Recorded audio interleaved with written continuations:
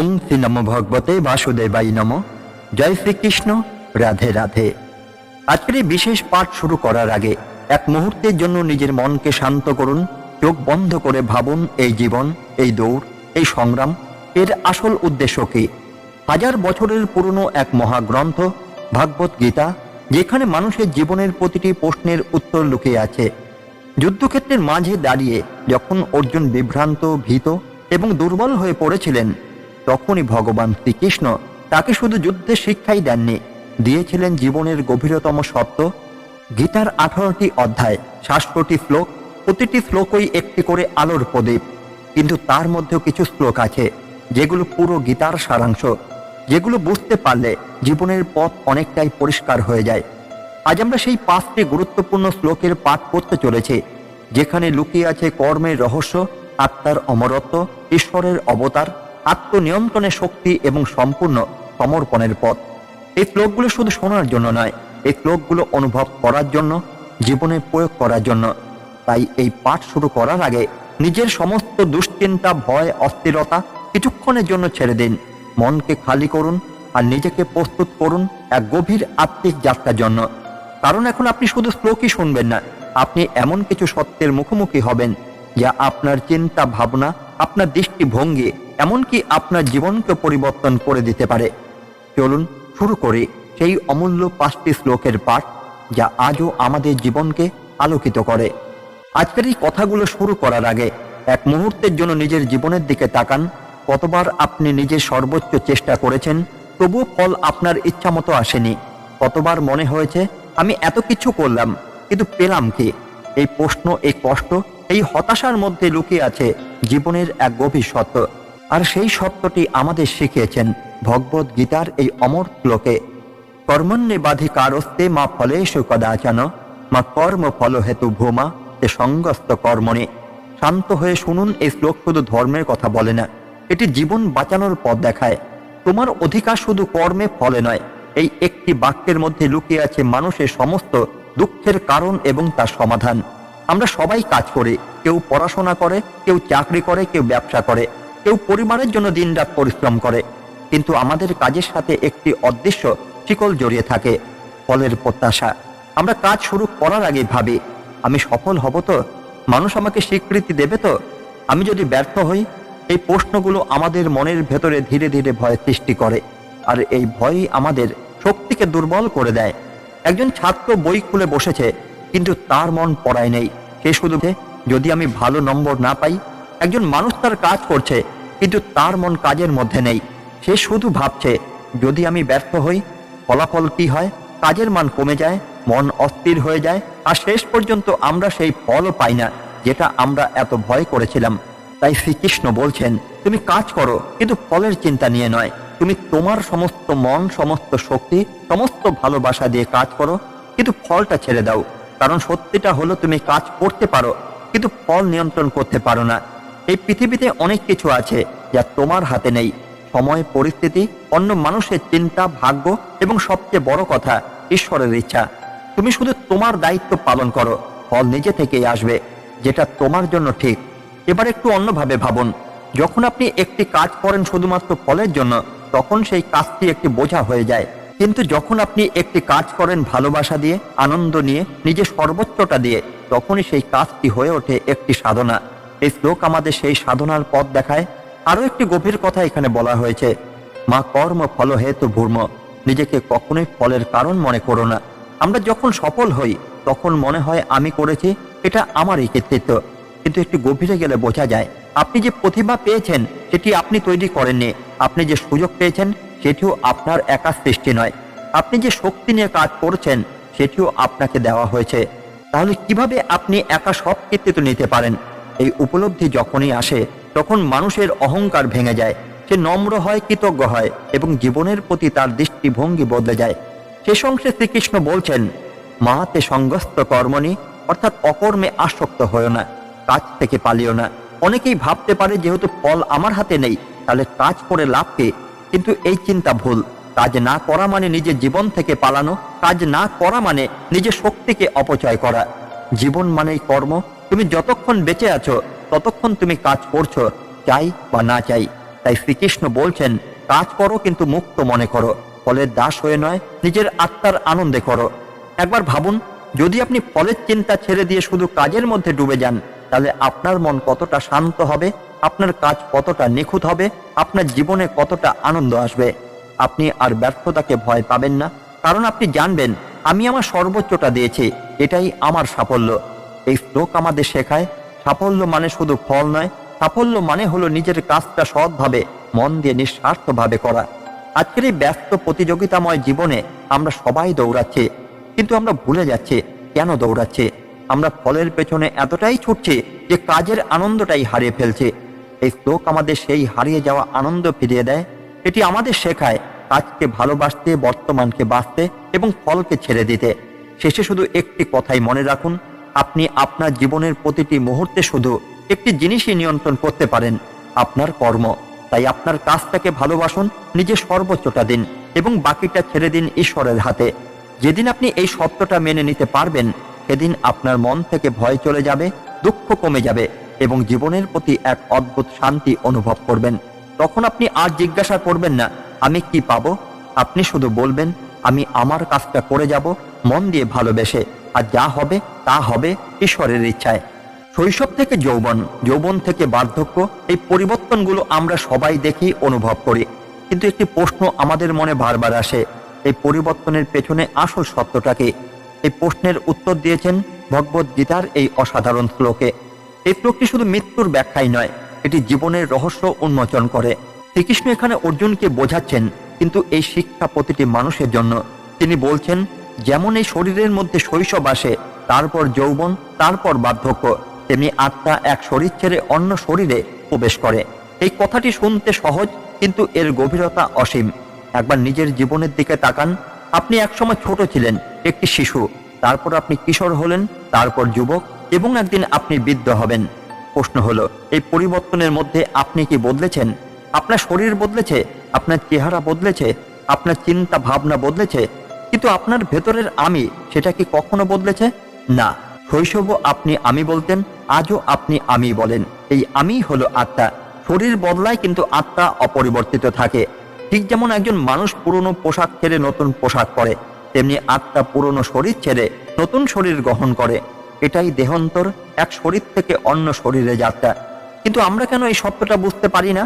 কারণ আমরা নিজেদের শরীরের সাথে এতটাই জড়িয়ে ফেলেছি যে আমরা ভাবি এই শরীরটাই আমি। যখন শরীর আঘাত পায়, আমরা বলি আমি ব্যথা পেলাম। যখন শরীর সুন্দর হয়, আমরা বলি আমি সুন্দর।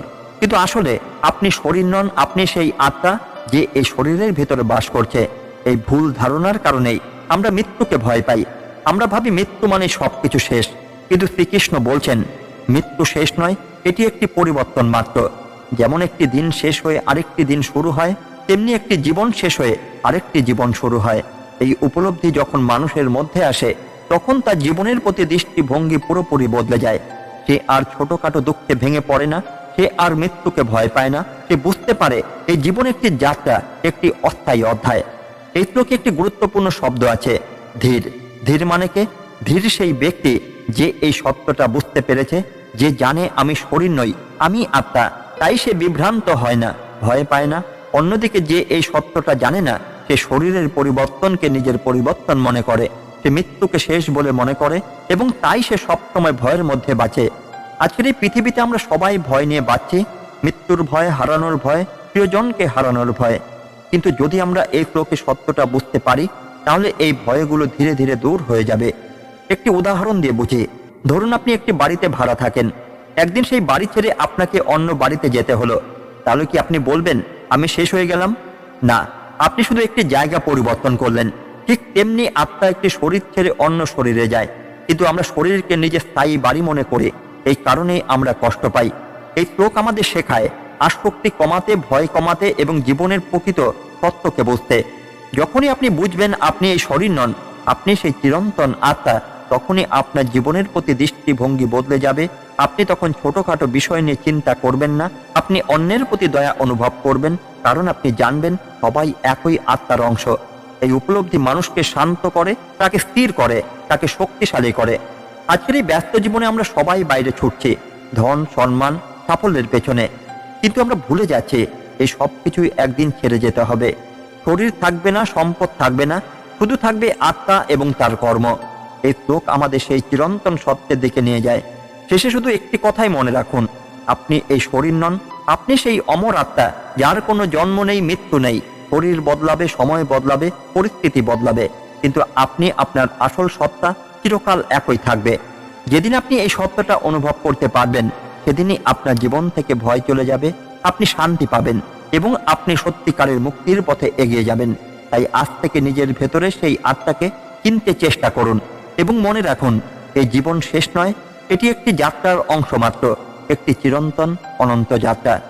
অনেক সময় মনে হয়, এই পৃথিবীতে কি সত্যি ন্যায় জয় হবে, অন্যায় কি সবসময় জিতবে? এই প্রশ্নগুলো নতুন নয়। হাজার হাজার বছর আগে একই প্রশ্ন জেগেছিল অর্জুনের মনে, আর সেই প্রশ্নের উত্তরে দিয়েছিলেন ভগবান শ্রীকৃষ্ণ এই অমর শ্লোকে, যদা যদা হি ধর্মস্য গ্লানির্ভবতি ভারত অভ্যুত্থানমস্য ধর্মস্য তদাত্মানং সৃজাম্যহম। এই শ্লোকটি শুধু একটি প্রতিশ্রুতি নয়, এটি একটি চিরন্তন সত্য, একটি আশ্বাস যা মানুষের হৃদয়ে আশা জাগায়। শ্রীকৃষ্ণ বলছেন, যখনই ধর্মের অবনতি হয়, যখনই অন্যায় বেড়ে যায়, তখনই আমি নিজেকে প্রকাশ করি। এই কথাটি শুনতে সহজ, কিন্তু এর গভীরতা অসীম। প্রথমে বুঝতে হবে ধর্ম বলতে এখানে কি বোঝানো হয়েছে। ধর্ম মানে শুধু কোনো ধর্মীয় আচার বা নিয়ম নয়। ধর্ম মানে সত্য, ন্যায়, দয়া, করুণা, সৎ জীবনযাপন, নিজের কর্তব্য পালন। যখন মানুষ এই গুণগুলো ভুলে যায়, যখন মানুষ নিজের স্বার্থের জন্য অন্যকে আঘাত করে, যখন সত্যের পরিবর্তে মিথ্যা শক্তিশালী হয়ে ওঠে, তখনই ধর্মের গ্লানি ঘটে। আর অধর্ম কি? অধর্ম মানে অন্যায়, অন্যের ক্ষতি করা, লোভ, অহংকার, হিংসা, প্রতারণা। যখন এই অধর্ম বাড়তে থাকে, তখন সমাজে অস্থিরতা তৈরি হয়, মানুষের মধ্যে ভয় তৈরি হয় এবং জীবন কঠিন হয়ে ওঠে। এই অবস্থাতে শ্রীকৃষ্ণ বলেন, তদাত্মানং সৃজাম্যহম, আমি তখন নিজেকে প্রকাশ করি। এই নিজেকে প্রকাশ করার কথাটির অর্থ কি? এটি শুধু এই নয় যে ভগবান সরাসরি পৃথিবীতে অবতার নেন, এটির একটি গভীর আধ্যাত্মিক অর্থ আছে। ভগবান কখনো কখনো অবতার রূপে আসেন, যেমন রাম, কৃষ্ণ, কিন্তু অনেক সময় তিনি মানুষের মধ্যে প্রকাশিত হন। যখন কোনো মানুষ অন্যায়ের বিরুদ্ধে দাঁড়ায়, যখন কেউ সত্যের জন্য লড়াই করে, যখন কেউ নিঃস্বার্থভাবে অন্যের সাহায্য করে, সেই মানুষটির মধ্যে ভগবানের শক্তি কাজ করে। অর্থাৎ ভগবান শুধু বাইরে নন, তিনি আমাদের মধ্যেও আছেন। এখন একটি নিজের জীবনের দিকে তাকান। আপনার জীবনে কি কখনো এমন সময় এসেছে যখন সবকিছু ভুল মনে হয়েছে, যখন মনে হয়েছে সব শেষ হয়ে যাচ্ছে? সেই সময় কি হঠাৎ কোনো সমাধান আসেনি? কোনো মানুষ এসে সাহায্য করেনি? কোনো অদ্ভুত উপায়ে পরিস্থিতি বদলে যায়নি? সেই মুহূর্তগুলোই হলো ভগবানের প্রকাশ। এই শ্লোক আমাদের একটি বড় শিক্ষা দেয়, অন্যায় যতই বাড়ুক তার শেষ আছে, সত্য যতই দুর্বল মনে হোক তার শক্তি অসীম। এই পৃথিবীতে কোনো অন্যায় চিরস্থায়ী নয়, কোনো মিথ্যা চিরকাল টিকে থাকতেই পারে না। সময় লাগতে পারে, কিন্তু সত্য একদিন জয়ী হবেই। এই বিশ্বাসই মানুষের ভেতরের শক্তি।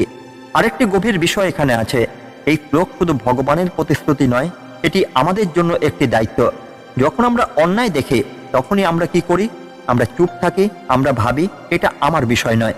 কিন্তু এই শ্লোক আমাদের শেখায়, যখন অন্যায় বাড়ে তখন চুপ থাকা ঠিক নয়, আপনাকে দাঁড়াতে হবে, আপনাকে সত্যের পক্ষে কথা বলতে হবে, কারণ সেই সময় আপনি নিজেই ভগবানের একটি মাধ্যম হয়ে উঠতে পারেন। এই শ্লোক আমাদের ভয় থেকে মুক্ত করে। আমরা অনেক সময় অন্যায়ের বিরুদ্ধে দাঁড়াতে ভয় পাই, যদি আমি হারি, যদি আমি একা হয়ে যাই। কিন্তু শ্রীকৃষ্ণ বলছেন, যখন আপনি সত্যের পথে থাকেন, তখন আপনি কখনো একা নন, কারণ তখন ভগবান আপনার সাথেই আছেন। এই শ্লোক আমাদের আশা দেয়, শক্তি দেয়, সাহস দেয়।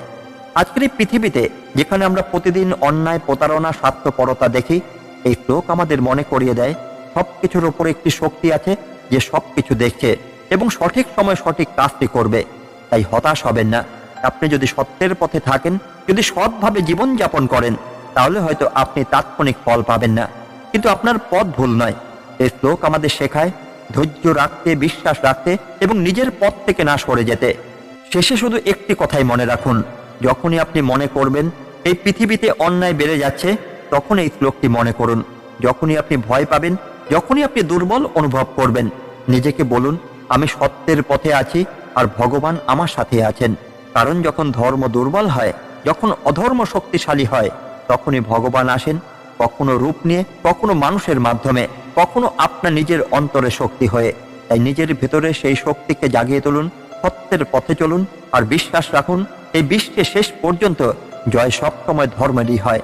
কেন কখনো আপনি নিজেই নিজে সবচেয়ে বড় বন্ধু হয়ে ওঠেন আর কখনো নিজে সবচেয়ে বড় শত্রু? এই প্রশ্নগুলোর উত্তর দিয়েছেন ভগবান কৃষ্ণ এই গভীর চিরন্তন শ্লোকে। এই শ্লোকটি শুধু একটি উপদেশ নয়, এটি একটি আয়না যেখানে আমরা নিজের প্রকৃত অবস্থাকে দেখতে পারি।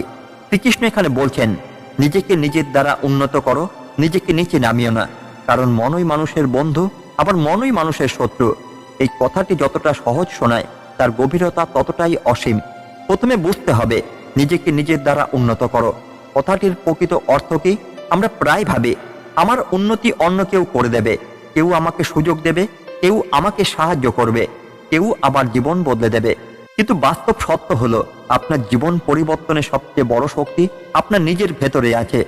আপনি নিজেই আপনার জীবনকে উপরে তুলতে পারেন, আবার আপনি নিজেই আপনার জীবনকে নিচে নামিয়ে দিতে পারেন। এই শ্লোক আমাদের শেখায় নিজের দায়িত্ব নিজের হাতে নিতে। ধরুন একজন ছাত্র পড়াশোনা করছে না, সে যদি বলে আমার শিক্ষক ভালো না তাই আমি পড়তে পারছি না, তাহলে সে নিজেকে নিচে নামাচ্ছে। আর যদি সে ভাবে পরিস্থিতি যেমনই হোক আমি আমার চেষ্টা চালিয়ে যাব, তাহলে সে নিজেকে উন্নত করছে। এখানেই পার্থক্য। শ্রীকৃষ্ণ বলছেন তুমি নিজেই তোমার জীবনের নির্মাতা। এবার আসে দ্বিতীয় অংশে, ন আত্মা ন বশদায়তে, নিজেকে নিচে নামিও না। আমরা অনেক সময় নিজের অজান্তে নিজেকে দুর্বল করে ফেলি। কিভাবে? নেতিবাচক চিন্তা করে, নিজের উপর বিশ্বাস না রেখে, অন্যের সাথে নিজের তুলনা করে, নিজের ভুলকে বারবার মনে করে।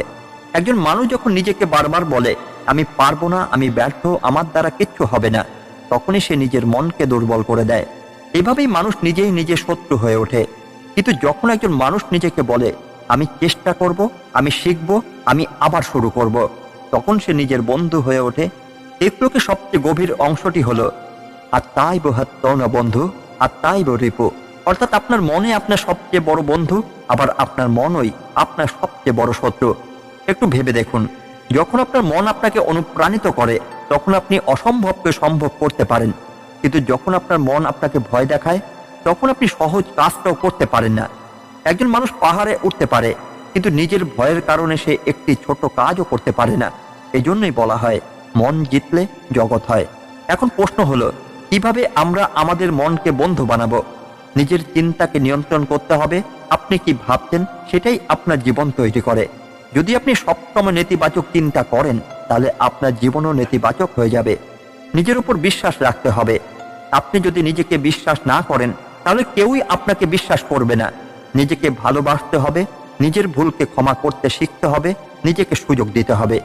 এই শ্লোক আমাদের শেখায় বাইরের পরিস্থিতি যতই খারাপ হোক, আপনার ভেতরের শক্তি যদি ঠিক থাকে তাহলে আপনি সবকিছু পরিবর্তন করতে পারেন। আজকের এই পৃথিবীতে আমরা অনেক কিছু নিয়ন্ত্রণ করতে পারি না, মানুষের আচরণ, পরিস্থিতি, ভাগ্য, কিন্তু একটি জিনিস আমরা নিয়ন্ত্রণ করতে পারি, আমাদের মন।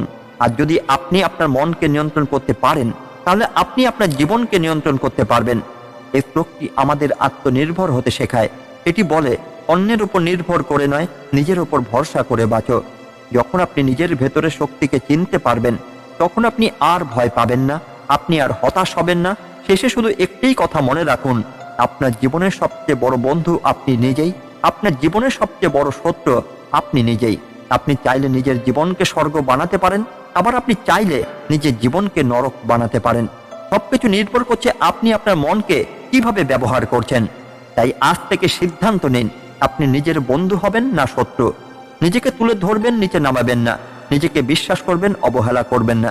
কারণ আপনার ভেতরে আছে সেই শক্তি যা আপনার জীবনকে বদলে দিতে পারে। শুধু সেই শক্তিকে জাগিয়ে তুলতে হবে। আর মনে রাখতে হবে আপনার মনই আপনার পথপ্রদর্শক, আপনার মনই আপনার গন্তব্য নির্ধারণ করে। কত দুশ্চিন্তা, কত অপরাধবোধ, কত অজানা ভয় আমাদের ভেতরে লুকিয়ে আছে। কত ভুল, কত সিদ্ধান্ত, কত অতীত যা আমাদের আজও কষ্ট দেয়। আপনি কি কখনো এমন অনুভব করেছেন আমি অনেক ভুল করেছি, আমি কি সত্যি মুক্তি পেতে পারি? আমার এত পাপ, এত ভুল, ঈশ্বর কি আমাকে ক্ষমা করবেন? এই প্রশ্নগুলোর উত্তর দিয়েছেন ভগবান শ্রীকৃষ্ণ এই সর্বোচ্চ শ্লোকে। সর্বধর্মান পরিত্যাজ মামেকং শরণং ব্রজ অহং তাং সর্ব পাপেভ্য মোক্ষয়িষ্যামি মা শুচ। এই শ্লোকটি শুধু একটি উপদেশই নয়, এটি ভগবানের এক চূড়ান্ত আহ্বান, একটি নিঃশর্ত প্রতিশ্রুতি। শ্রীকৃষ্ণ বলছেন সব ধরনের ধর্ম, সব ধরনের ধারণা, সব ধরনের আসক্তি ছেড়ে দিয়ে শুধু আমার শরণে আসো, আমি তোমাকে সব পাপ থেকে মুক্তি দেব। তুমি দুঃখ করো না। এই কথাটি শুনতে যতটা সহজ, তার গভীরতা ততটাই অসীম। প্রথমেই বুঝতে হবে সর্বধর্মানু পরিত্যাজ কথাটির অর্থ কি। এখানে ধর্ম বলতে শুধু ধর্মীয় আচার বা নিয়মই বোঝানো হয়নি। এখানে ধর্ম মানে আমাদের সব ধরনের মানসিক আসক্তি, আমাদের অহংকার, আমাদের ভুল ধারণা, আমাদের সেই সব বিশ্বাস যা আমাদের ঈশ্বর থেকে দূরে রাখে। আমরা অনেক সময় বাহ্যিক ধর্ম পালন করি, পূজা করি, মন্দিরে যাই, নিয়ম মেনে চলি, কিন্তু আমাদের মন কি সত্যি ঈশ্বরের কাছে সমর্পিত? না, আমাদের মন ভরা থাকে চিন্তা, ভয়, লোভ, রাগ, অহংকার দিয়ে। শ্রীকৃষ্ণ তাই বলছেন, শুধু বাহ্যিক ধর্ম নয়, অন্তরে সমস্ত আসক্তি ত্যাগ করো। এবার আসি মামেকং শরণং বজ, অর্থাৎ শুধু আমার শরণে আসো। এটি ভক্তির সর্বোচ্চ স্তর। শরণাগতি মানে কি? শরণাগতি মানে নিজের সবকিছু ঈশ্বরের হাতে ছেড়ে দেওয়া, নিজের অহংকার ত্যাগ করা, নিজের সীমাবদ্ধতা মেনে নেওয়া। একজন মানুষ যখন সত্যিকারের শরণাগতি গ্রহণ করে, তখন সে আর নিজের শক্তির উপর একা নির্ভর করে না। সে জানে তার পেছনে একটি অদৃশ্য শক্তি আছে। এই অনুভূতি মানুষকে ভেতর থেকে শক্তিশালী করে। এখন শ্রীকৃষ্ণ সবচেয়ে বড় প্রতিশ্রুতি দেন, অহং তাং সর্ব পাপেভ্য মোক্ষয়িষ্যামি, অর্থাৎ আমি তোমাকে সব পাপ থেকে মুক্তি দেব। এটি শুধু একটি কথাই নয়, এটি ঈশ্বরের প্রতিশ্রুতি। আপনি যত বড়ই ভুল করে থাকুন, আপনার অতীত যত অন্ধকারই হোক, যদি আপনি সত্যিকারের ভক্তি নিয়ে ঈশ্বরের শরণে যান, তাহলে আপনি মুক্তি পেতে পারেন।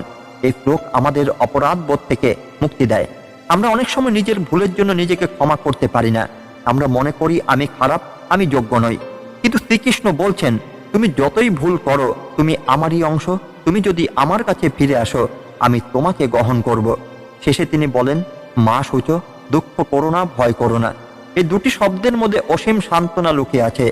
জীবনে যত সমস্যা আসুক, যত অন্ধকার আসুক, যদি আপনি ঈশ্বরের উপর ভরসা রাখেন, তাহলে আপনার ভয়ের কিছু নেই। এই শ্লোক আমাদের শেখায় নিয়ন্ত্রণ ছেড়ে দিতে, বিশ্বাস করতে এবং ভালোবাসতে। আমরা সবকিছু নিয়ন্ত্রণ করতে চাই, আমাদের ভবিষ্যৎ, আমাদের ফলাফল, আমাদের জীবন। কিন্তু সত্য হলো সবকিছু আমাদের নিয়ন্ত্রণে নেই। এই শ্লোক আমাদের বলে, সবকিছু নিয়ন্ত্রণ করার চেষ্টা বন্ধ করো এবং ঈশ্বরের উপর ভরসা রাখো। একটি ছোট্ট উদাহরণ ভাবুন। একটি ছোট শিশু যখন ভয় পায়, সে কি করে? সে তার মায়ের কাছে দৌড়ে যায়, তার মায়ের কোলে নিজেকে ছেড়ে দেয়। তখন তার সব ভয় চলে যায়। ঠিক তেমনি যখন আমরা ঈশ্বরের শরণে যাই, তখন আমাদের ভয়, দুঃখ, কষ্ট সব ধীরে ধীরে দূর হয়ে যায়। এই শ্লোক আমাদের সেই শিশুর মতো হতে শেখায়, নির্ভরশীল, সরল, বিশ্বাসী। আজকের এই জটিল জীবনে আমরা সবাই ক্লান্ত। দায়িত্ব, চিন্তা, প্রত্যাশা সবকিছু আমাদের চেপে ধরেছে। এই শ্লোক আমাদের বলে, তুমি একা নও, তোমার পাশে ঈশ্বর আছেন। শুধু তোমাকে তার দিকে এক পা বাড়াতে হবে। শেষে শুধু একটি কথাই মনে রাখুন, আপনি যত দূরেই চলে যান, আপনি যত ভুলই করুন, ঈশ্বরের দরজা সব সময় খোলা। আপনি শুধু একবার তার দিকে ফিরে তাকান, একবার তার স্মরণে যান, তখন তিনি নিজেই আপনাকে ধরে নেবেন, আপনার সমস্ত পাপ, সমস্ত কষ্ট দূর করে দেবেন। তাই আজ থেকে নিজের হৃদয় খুলে দিন, নিজের সব দুঃখ, সব ভয়, সব ভুল ঈশ্বরের হাতে তুলে দিন। আর বিশ্বাস রাখুন, তিনি আপনাকে কখনোই একা ছেড়ে দেবেন না। কারণ তার এই প্রতিশ্রুতি চিরন্তন, আমি তোমাকে মুক্তি দেব, তুমি শুধু আমার শরণে আসো। আজকের এই পবিত্র পাঠ এখানেই সমাপ্তির পথে। কিন্তু সত্যি বলতে, এটি কোনো শেষ নয়, এটি এক নতুন শুরু। এই কয়েকটি শ্লোক ভাগবত গীতার সেই অমূল্য বাণী, যা যুগে যুগে মানুষকে পথ দেখিয়েছে, আজও সেই একই শক্তি নিয়ে আমাদের হৃদয় স্পর্শ করে। হয়তো আমরা সব শ্লোক একদিনে বুঝতে পারবো না, হয়তো সব কথা আজই জীবনে প্রয়োগ করতে পারবো না, কিন্তু যদি এই কথাগুলোর মধ্যে থেকে একটি সত্য আমরা হৃদয় ধারণ করতে পারি, তাহলেই আমাদের জীবনের পথ অনেকটাই আলোকিত হয়ে উঠবে। মনে রাখবেন, জীবন একটি যুদ্ধক্ষেত্র, যেমন ছিল অর্জুনের জন্য, আর আমাদের প্রত্যেকের মধ্যে লুকিয়ে আছে সেই দ্বিধা, সেই ভয়, সেই প্রশ্ন। কিন্তু একই সাথে আমাদের প্রত্যেকের পাশে আছেন ভগবান শ্রীকৃষ্ণ, যিনি আমাদের পথ দেখান, শক্তি দেন এবং সঠিক সিদ্ধান্ত নেওয়ার সাহস যোগান। তাই আজকের এই পাঠের শেষে নিজের কাছে একটি প্রতিজ্ঞা করুন। আপনি শুধু শুনে থেমে থাকবেন না, আপনি এই শিক্ষাগুলোকে নিজের জীবনে গ্রহণ করবেন। যখন মন দুর্বল হবে, এই শ্লোকগুলো মনে করবেন। যখন পথ হারিয়ে ফেলবেন, এই বাণীগুলো আপনাকে পথ দেখাবে। আর যখন জীবনে অন্ধকার নেমে আসবে, এই শিক্ষাগুলোই হবে আপনার আলো। শেষে শুধু একটিই কথা বলবো, আপনি একা নন। আপনার প্রতিটি পদক্ষেপে, প্রতিটি সিদ্ধান্তে, প্রতিটি সংগ্রামে ঈশ্বর আপনার সাথে আছেন। তাই বিশ্বাস রাখুন, নিজের ওপর আস্থা রাখুন এবং এগিয়ে চলুন সেই পথে, যা আপনাকে সত্য, শান্তি এবং মুক্তির দিকে নিয়ে যায়। আজকের মতো গীতা পাঠ এই পর্যন্তই। ধন্যবাদ। জয় শ্রীকৃষ্ণ। রাধে রাধে।